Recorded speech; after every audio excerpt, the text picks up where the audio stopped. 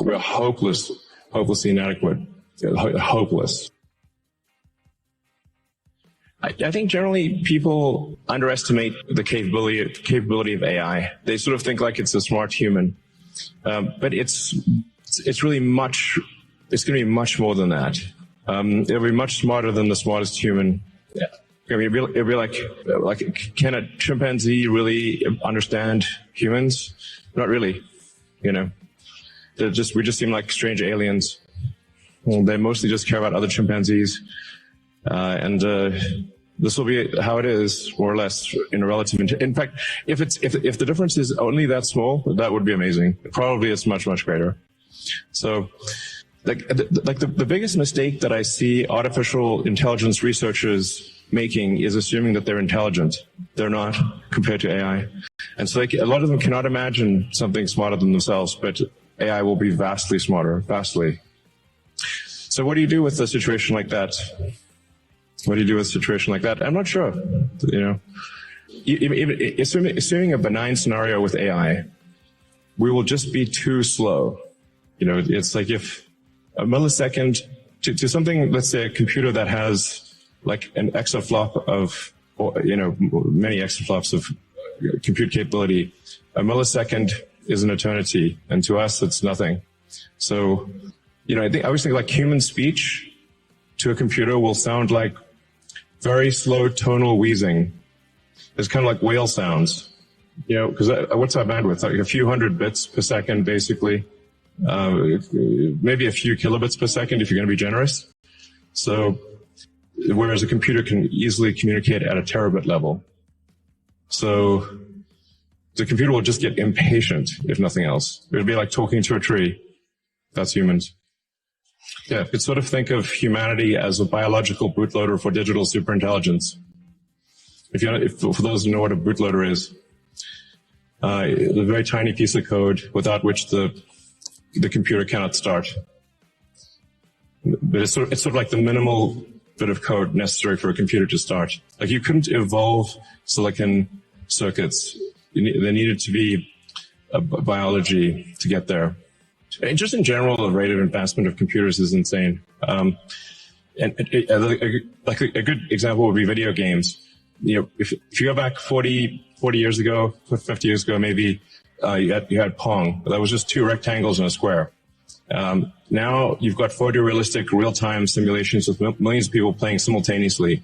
If you assume any rate of improvement at all, these games will be indistinguishable from reality. You will not be able to tell the difference. Either that or civilization will end. Those are the two options. But even if the rate of technology improvement slowed down by 1,000, then okay, advance 1,000 years, you know, or 10,000 years. This is still very tiny.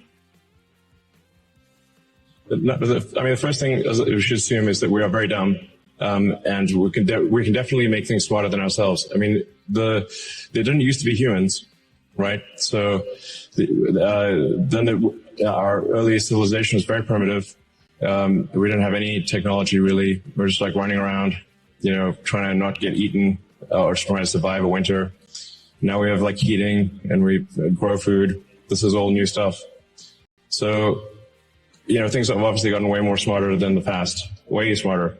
So that's going to continue. We're not the last step in evolution. So the most important thing, like I said, the most important mistake I see smart people making is assuming that they're smart. They're not. Yeah. So give me an example, what the animals or things that a human being made that is smarter than human beings? Well, computers actually are already much smarter than people on so many dimensions. We just keep moving the goalposts. So we used to think, like, for example, being good at chess was an example of a smart human. And then Kasparov was crushed by Deep Blue in 97. That was a long time ago. 22 years. I mean, right now your cell phone could crush the world champion at chess. Literally. Go used to be sort of thought of as something that humans were better at than computers. Then Lee Sedol was beaten 4-1 by AlphaZero. Then a new version of AlphaZero, I should say AlphaGo. AlphaGo beat Lee Sedol 4-1.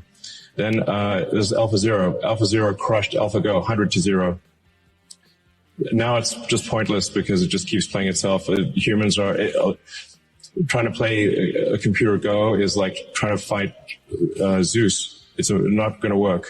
Hopeless. We're hopelessly inadequate.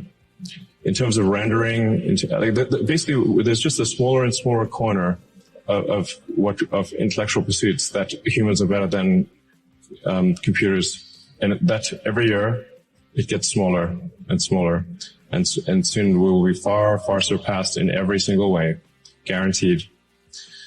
Okay. Or civilization will end. Those are the two possibilities.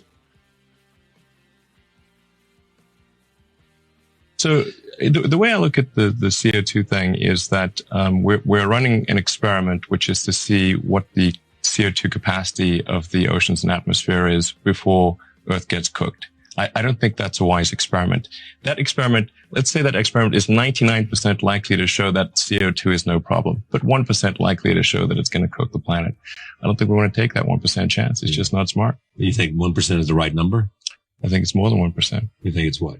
Well, it depends on when and how many trillions of CO2 get pumped into the atmosphere. Yeah. There's no question that at a certain level, it will destroy the Earth or destroy large portions of the Earth. The question is just what is that level, and how soon do we stop pumping vast quantities of CO2 into the atmosphere? Given that oil and even coal are a finite resource, it doesn't seem to make sense that we would run that experiment when we have to get off them anyway, because they're simply finite.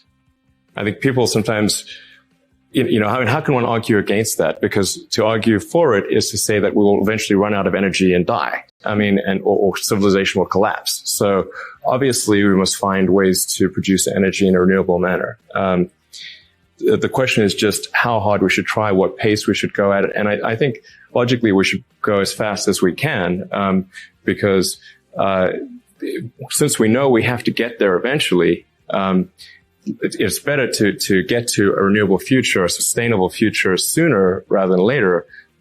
Get there before we do the environmental damage, not after. And even if one could say that well, maybe there isn't that much environmental damage, to play the devil's advocate, maybe the environmental damage, maybe it won't be that bad. Why take the chance? So I think it's very important that we take action today to recognize that we are making a very significant change to the chemical constituency of the atmosphere and the oceans, and one that is almost impossible to reverse. And I think when we look back on these days in the future, we want to be able to say that we did the actions that were right, the actions that were important. Because I think it's very difficult to say, if you go, say, 20, 30, 40 years in the future, what do you say to your kids or your grandkids? It's not as though it's like the scientists all say that these bad things are going to happen. It's like 97%. So say, well, to your grandkids, your kids, well, did nobody tell you? No, it's like, no, everyone was telling us. Okay. So why didn't you do anything? What's the answer?